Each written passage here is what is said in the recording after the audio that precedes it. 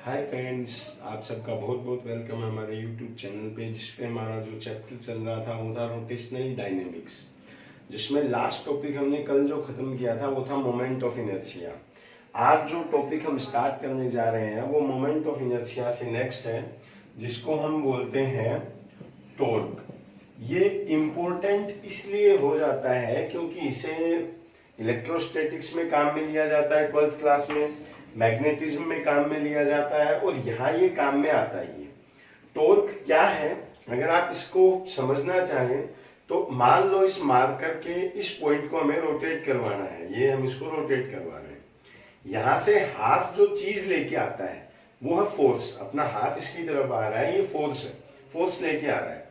इसका कुछ कंपोनेंट इसको रोटेट करवाने के लिए रिस्पॉन्सिबल है, वो कंपोनेंट जो रोटेशन के लिए रिस्पॉन्सिबल है उसको बोलते हैं टॉर्क।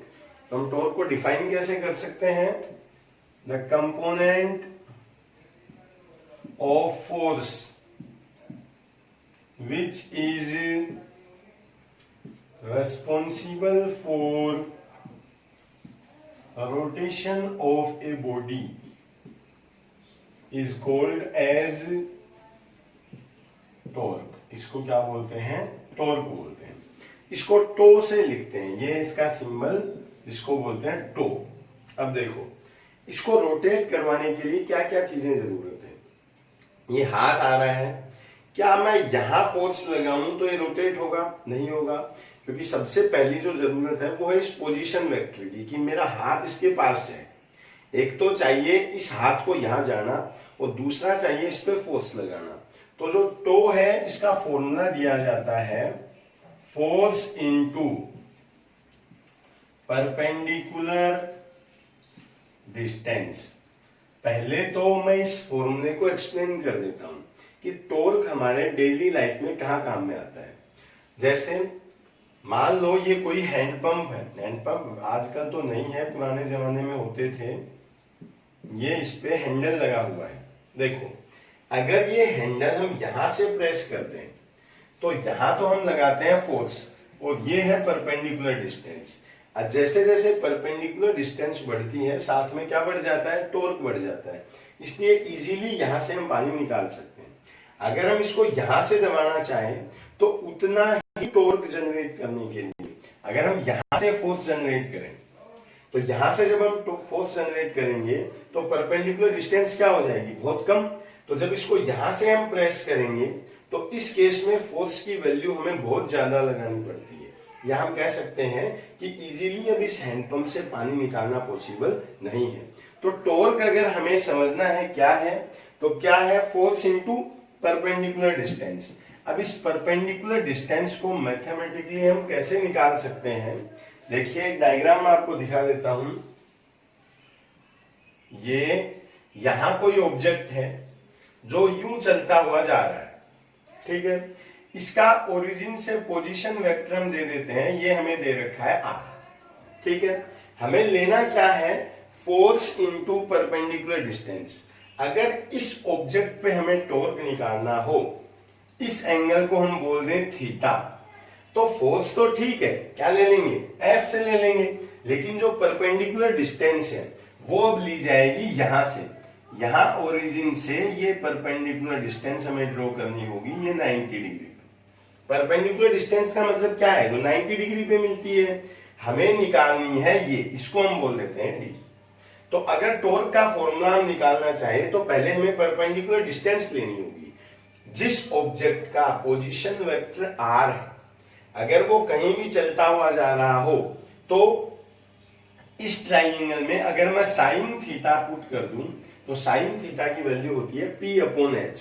तो थीटा के सामने परपेंडिकुलर है तो इसको क्या लिख देंगे? डी। और 90 के सामने एच है तो ये कितना है? आर।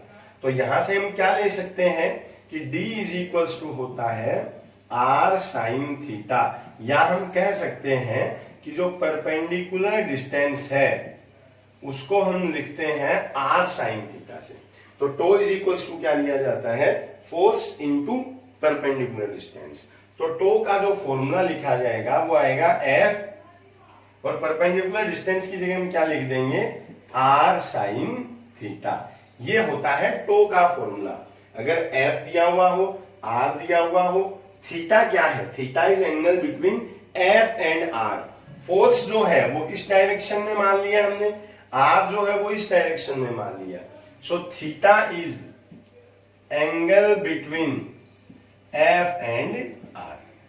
अब यहां एक चीज हमें समझनी है, अगर आपको वेक्टर आता है तो वेक्टर क्या है, अगर ए और बी दो वेक्टर हो तो ए क्रॉस बी लिखा जाता है ए बी साइन थीटा, और ए डॉट बी लिखा जाता है ए बी कोस थीटा। अगर आपको नहीं भी आता है कोई बात नहीं, मैं भी यहां समझाऊंगा, लेकिन याद रखें कि अगर दो वेक्टर का क्रॉस प्रोडक्ट किया जाए तो लिखते हैं ए बी साइन थीटा, अगर डॉट प्रोडक्ट किया जाए तो लिखते हैं कोस थीटा। अभी यहां हमारे पास क्या है, साइन थीटा है, तो एक चीज तो कंफर्म है, क्या आएगा, क्रॉस।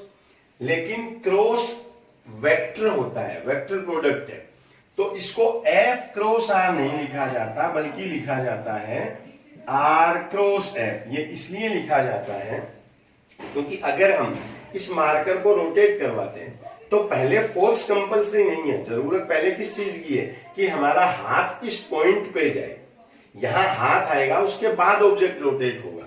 तो पहले पोजीशन वेक्टर कंपल्सरी है, उसके बाद में फोर्स की वैल्यू कंपल्सरी है, इसलिए टो इज इक्वल्स टू लिखा जाता है आर क्रॉस एफ। अब मैं आपको इसका एक दो क्वेश्चन करके दिखाता हूं।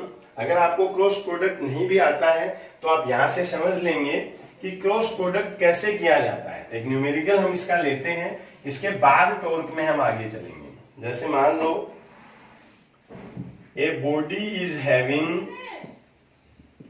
ए position vector r is equals to 2i plus 3j minus k.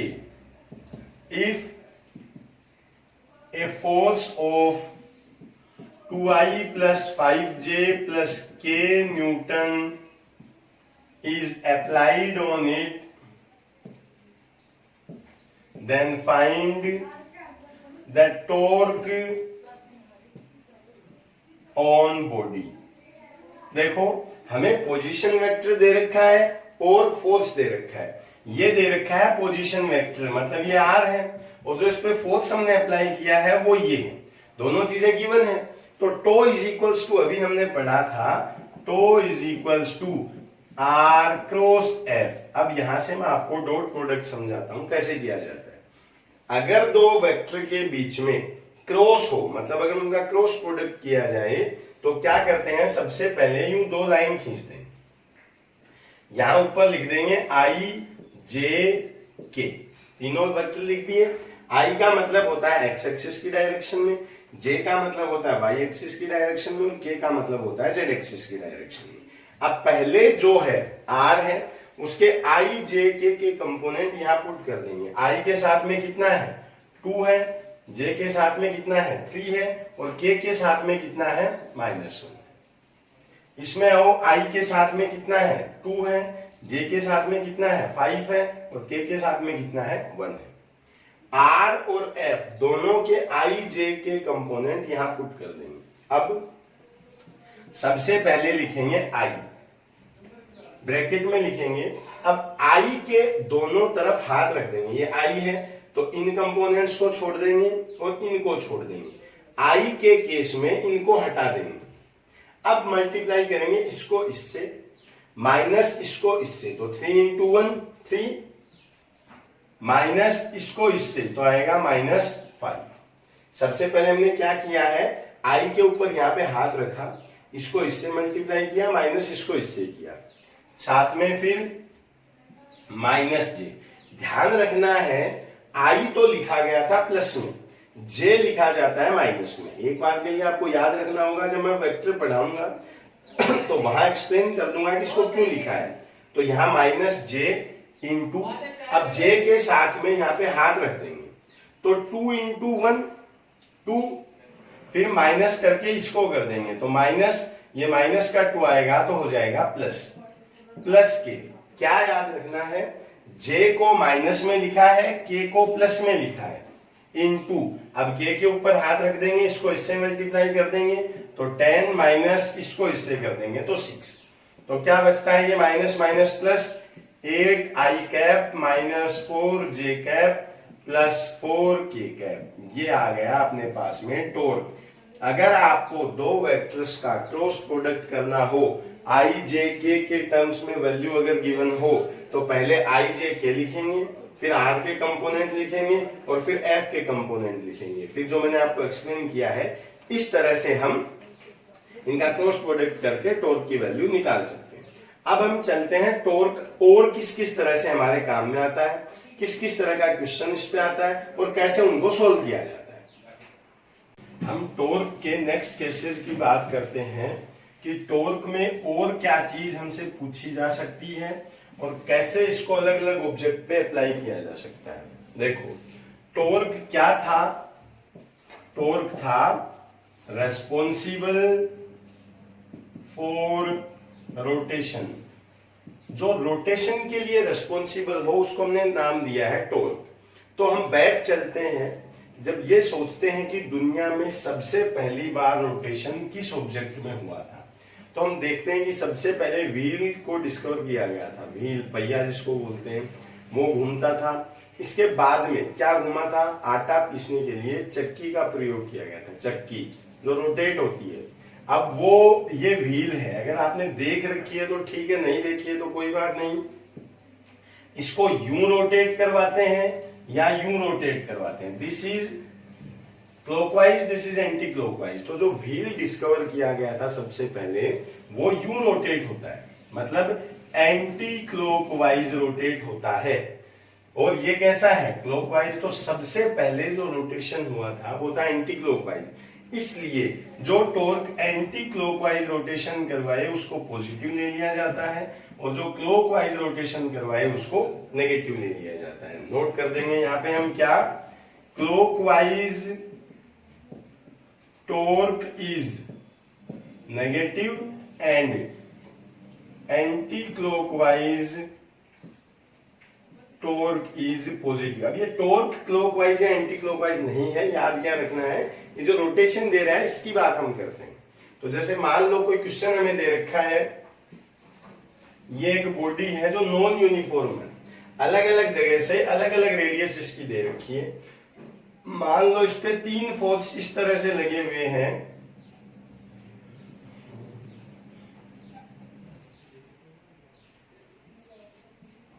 मान लो ये एंगल दे रखा है 60 डिग्री, ये एंगल दे रखा है 30 डिग्री, ये एंगल दे रखा है 90 डिग्री। यहां लिखा है 4 न्यूटन, यहां लिखा है 2 न्यूटन, यहां लिखा है 6 न्यूटन और कहा गया है find the net torque on body. तो देखो, तीनों टॉर्क को अलग अलग कैलकुलेट करेंगे और फिर इनको ऐड कर देंगे। तो क्या है? ये है फर्स्ट रोटेशन जो इस साइड में पुश करता है, यानी ये यू रोटेट करवा रहा है। जो एंटी क्लॉकवाइज रोटेट करवाए वो पॉजिटिव है, ये यूं रोटेट करवा रहा है तो ये नेगेटिव है, ये भी यूं रोटेट करवा रहा है इसलिए नेगेटिव है। अब इस टॉर्क की value tau is equals to क्या था? F R sine theta. F कितना है? 6 है। आर कितना है? दे नहीं रखा, इसको भी नोट कर देते हैं। ये 3 मीटर है, ये 1 मीटर है, 2 मीटर है। तो आर कितना है इसका? 2 है। इंटू साइन 60, साइन 60 की वैल्यू होती है √3/2, तो ये आ गया -6√3। इस केस में ये यहां है, ये यहां है, फोर्स एंगल कितना दे रखा है? 30। इसका टो आएगा एफ आर कितना दे रखा था? 1 मीटर इंटू साइन 30, साइन 30 होता है 1/2। साथ में ये भी कैसा लेना है? नेगेटिव, तो ये आएगा -1। अब बात करते हैं इसकी, तो इस पे टॉर्क कितना आएगा? F into R into sine 90 यानी 1। साथ में कैसा है? पॉजिटिव है, तो ये आएगा +12। तो नेट टॉर्क की अगर हमसे बात की जाए तो टो इज इक्वल्स टू क्या लिख दिया जाएगा? -6√3 -1 +12, तो ये आ जाएगा 11 -6√3। अगर वैल्यू पुट करना चाहो तो ये आएगा 11 10.2 या 0.8। पॉजिटिव है, न्यूटन इंटू मीटर। पॉजिटिव जब हो तो कैसा लिया जाता है? Anti clockwise. ठीक है, अब बात करते हैं टॉर्क पे आगे। एक चीज मैं यहां आपको बता दूं, मैंने पहले ही कहा था कि आगे का चैप्टर तब समझ में आएगा जब आपको moment of inertia her object का याद हो। वो अगर याद होगा तभी अब आगे के टॉपिक्स आपको समझ में आएंगे, अगर नहीं है तो पहले उनको पीछे से याद कर ले फिर ही आगे चले। अब पहले बात करते हैं, हमने बात की यहां रोटेशनल मोशन की। एक टॉपिक जो हम बार बार काम में लेंगे, मोशन जो है वो दो तरह से काम में लिया जाता है, एक लीनियर और यहां बात किसकी चल रही है, रोटेशनल की। तो ये था लीनियर मोशन और इस तरफ हम लिख देते हैं रोटेशनल या साथ में नाम दे देते हैं सर्कुलर मोशन। देखो लीनियर मोशन, लीनियर का मतलब क्या है, ऑब्जेक्ट यहां है यूं चल रहा है, यहां लिखा जाता है डिस्प्लेसमेंट। क्या नाम दिया जाता है, डिस्प्लेसमेंट। इसको लिखा जाता है एक्स से। लेकिन इस तरफ क्या है, कोई ऑब्जेक्ट यहां है यूं रोटेट हुआ, मान लो यहां तक रोटेट हुआ, इसको मैं हटा देता हूं एक बार, थोड़ा कम कर देते हैं। यहां था सर्कुलर पाथ में रोटेट हुआ यहां, तो जैसे हमने यहां डिस्प्लेसमेंट दिया है वैसे ही यहां दिया जाता है एंगुलर डिस्प्लेसमेंट।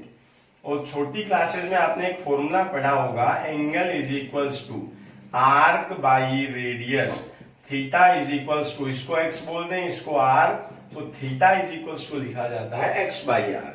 मतलब अगर एक्स को आर से डिवाइड कर दें, अगर हम लीनियर वेरिएबल को रेडियस से डिवाइड कर दें तो हमें एंगुलर वेरिएबल मिलता है। तो थीटा इज इक्वल्स टू क्या लिख दिया जाता है, एक्स अपॉन आर। यूं ही यहां हम लेते हैं वेलोसिटी, जिसको लिखते हैं v से, यहां लिखी जाती है एंगुलर वेलोसिटी, जिसको लिखते हैं ओमेगा से। करना क्या है, इधर के वेरिएबल को, लीनियर वेरिएबल को r से डिवाइड कर दें तो कैसा वेरिएबल मिलता है, एंगुलर।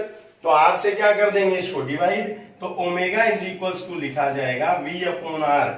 इधर का जो वेरिएबल है उसको r से डिवाइड कर दें तो ये मिलता है। तीसरा और लास्ट जो यहां हम काम में लेंगे, हम लीनियर मोशन में पढ़ते हैं एक्सीलरेशन, जिसको लिखते हैं a से, यहां लिखा जाता है एंगुलर एक्सीलरेशन, जिसको बोलते हैं अल्फा से। ठीक है, तो अल्फा का फॉर्मूला क्या होगा, अभी हमने क्या कहा था, अगर लीनियर वेरिएबल को r से डिवाइड कर दें तो एंगुलर वेरिएबल मिलता है, तो अल्फा इज इक्वल्स टू लिखा जाएगा a अपॉन r। ये थे कुछ बेसिक प्रॉपर्टीज ऑफ सर्कुलर या रोटेशनल मोशन की। इनको काम में लेके अब मैं आपके सामने एक रिलेशन डिराइव करता हूं, relation between tau and I. Tau का मतलब क्या है, टॉर्क है, और आई का मतलब क्या है, मोमेंट ऑफ इनर्शिया। देखो टो का फॉर्मूला अभी हमने पढ़ा था एफ आर साइन थीटा, आया था ऐसा। अगर मैक्सिमम की बात हम करते हैं तो साइन थीटा की वैल्यू तो कितनी लेते हैं, 1। तो टो इज इक्वल्स टू बचता है F into R, small R लिख लो कैपिटल आर लिख लो, कोई फर्क यहां नहीं पड़ेगा। एफ क्या है, फोर्स है। फोर्स का फॉर्मूला हम न्यूटन्स लॉ से जानते हैं, होता है एम ए, सुना है, F is equals to M A. अब देखो यहां से एल्फा इज इक्वल्स टू क्या है, ए अपॉन आर है, ये लो alpha is equals to a upon r. तो यहां से ए इज इक्वल्स टू क्या ले सकते हैं, एल्फा आर। तो टो इज इक्वल्स टू क्या लिखा जाएगा, M alpha R into R. अब एम आर स्क्वायर, इसको क्या बोलते हैं, आई। तो टो इज इक्वल्स टू लिख दिया जाएगा आई एल्फा। ये क्यों लिखा गया है, क्योंकि आई इज इक्वल्स टू होता है एम आर स्क्वायर। तो टो का जो रिलेशन होता है वो एक तो हम पढ़ चुके हैं, टो इज इक्वल्स टू होता है एफ इंटू आर, और दूसरा रिलेशन जो आज आया है वो आया है tau is equals to I into alpha. अब बात ये है कि क्या इस पे भी हमसे क्वेश्चन पूछा जा सकता है, तो मैं आपके सामने इस पे दो तरह के क्वेश्चंस रख देता हूं। टॉर्क के फॉर्मूले पे जो अभी हमने लिखा था tau is equals to I alpha, इस पे बेस्ड किस किस तरह का क्वेश्चन हमसे पूछ सकता है। देखो फर्स्ट क्वेश्चन है, a rod of mass m and length l is clamped at one end and other end is released freely, then find the angular acceleration of road. देखिए हमने क्या किया है, एक रोड हमारे पास में थी ये, ठीक है, इसको यहां से क्लैम्प कर देते हैं। अब रुक गई है यहां, इसको हमने यहां पकड़ रखा है। जैसे ही हाथ हटाएंगे तो क्या होगा, रोड नीचे रोटेट होगी। किस एंगुलर एक्सीलरेशन से रोड नीचे आएगी, ये हमसे पूछ रखा है। देखो क्वेश्चन समझ गए, ये रोड यहां से क्लैम्प की हुई है, अब यहां से रोटेट होती है, जैसे ही हाथ हटाएंगे तो ये नीचे आएगा। किस एंगुलर एक्सीलरेशन से आएगा, टो इज इक्वल्स टू हमने क्या पढ़ा, F R is equals to I L. F है इस रोड का वेट जो बिल्कुल बीच में रहेगा, सेंटर ऑफ मास। अगर आपने पढ़ा हो तो याद होगा कि सिमिलर बॉडी का सेंटर ऑफ मास सेंटर में होता है, तो ये है एम जी यहां पे, ठीक है। फोर्स कितना लग रहा है, M G perpendicular distance from the axis of rotation. ये क्या होता है, perpendicular distance from axis of rotation, R है। अब ये कितना है, ये है इसका मास, एक्सिस से कितनी डिस्टेंस पे है, पूरा एल है, तो ये कितना है, एल बाई 2 है। आर होती है मास की या फोर्स की जो परपेंडिकुलर डिस्टेंस है एक्सिस ऑफ रोटेशन से, तो ये कितना दिया जाएगा, एल बाई 2। आई उस एक्सिस के लिए जहां से बॉडी रोटेट होती है, याद होगा मोमेंट ऑफ इनर्शिया किसी रोड का सेंट्रल एक्सिस के लिए लेते हैं एम एल स्क्वायर बाई 12 और एक एंड के लिए लेते हैं एम एल स्क्वायर बाई 3, तो ये कितना आएगा, M L square by 3 into alpha. L से एल काट देंगे, एम से एम काट देंगे, alpha is equals to 3g upon 12। बहुत बार एग्जाम में ये क्वेश्चन डायरेक्ट पूछा जाता है एज इट इज, जो लिखा हुआ है समझ में आ चुका होगा। टो is equals to F r लगाएंगे, is equals to I alpha लगा देंगे। एफ फोर्स, आर है perpendicular distance from the axis of rotation, I M L square by 3 है, एल्फा पुट कर दें तो यहां से हम एल्फा की वैल्यू निकाल सकते हैं कि कितनी आएगी। ये था इस रोड का एंगुलर एक्सीलरेशन। दूसरा हम कई मूवीज में देखते हैं कि ये कोई डिस्क है, ठीक है, या व्हील हो सकता है, इस पे कोई ऑब्जेक्ट रस्सी से यहां लटका हुआ है, एम मास है। अगर आप इसको छोड़ दो तो क्या होगा, नीचे आएगा। क्वेश्चन फिर से वही उठता है, बाय विच एंगुलर एक्सीलरेशन। इसको मैं हटा देता हूं और इसकी लैंग्वेज लिख देता हूं कि ये क्वेश्चन किस तरह से पूछा जाता है। देखिए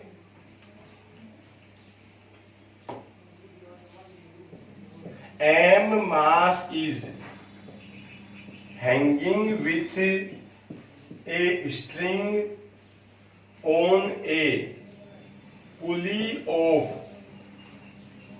moment of inertia I and radius R। एक M मास इस पुली पे जिसका मोमेंट ऑफ इनर्शिया I है और जिसकी रेडियस क्या है, R है, इस पे लटक रहा है। If m is released then find the angular acceleration of blow. तो अगर इसको छोड़ दें तो इसका एंगुलर एक्सीलरेशन क्या होगा। देखो फॉर्मूला फिर से वही है, tau is equals to F R is equals to I alpha. Alpha पूछ रखा है, आई किसके लिए लेंगे, पुली के लिए कितना दे रखा है, moment of inertia I. F जब ये नीचे आएगा तो इसका फोर्स जो नीचे काम करेगा वो होगा mg, तो फोर्स की जगह क्या रख देंगे, mg। अब होती है distance from the axis of rotation, इस एक्सिस के रिलेटिव ये पुली रोटेट होती है, तो इसकी यहां से डिस्टेंस कितनी दे रखी है, r। ये लो यहां लिख देंगे r इज इक्वल्स टू आई दे रखा है, तो एल्फा इज इक्वल्स टू आ जाएगा mgr अपॉन आई। मैंने इसको फॉर्मूले के फॉर्म में सोल्व किया है। अगर कभी न्यूमेरिक वैल्यू आपको दी हुई हो तो वो वैल्यू आप पुट करके यहां से अल्फा की वैल्यू निकाल सकते हो। ये था टॉर्क। रोटेशनल डायनेमिक्स में जो सबसे इंपॉर्टेंट चीजें हैं उसमें से एक टॉर्क है और दूसरा है एंगुलर मोमेंटम, जिसको हम करेंगे कल। इन दोनों को समझ लेने के बाद चैप्टर कंप्लीटली आपके ग्रिप में आ जाता है। तो जो मैंने आज सिखाया है इसको अच्छे से सीख लें, जितने तरह के क्वेश्चंस आज करवाए हैं उनको अच्छे से कर लें, और जो लीनियर और रोटेशनल मोशन का कंपैरिजन मैंने आपको करके दिखाया उसको अच्छे से देख ले। ये आपके आगे के चैप्टर में बहुत काम आने वाला है। वीडियो अच्छा लगा हो तो लाइक जरूर कर दें, और अगर चैनल सब्सक्राइब नहीं किया है तो चैनल सब्सक्राइब जरूर कर दें। बाय।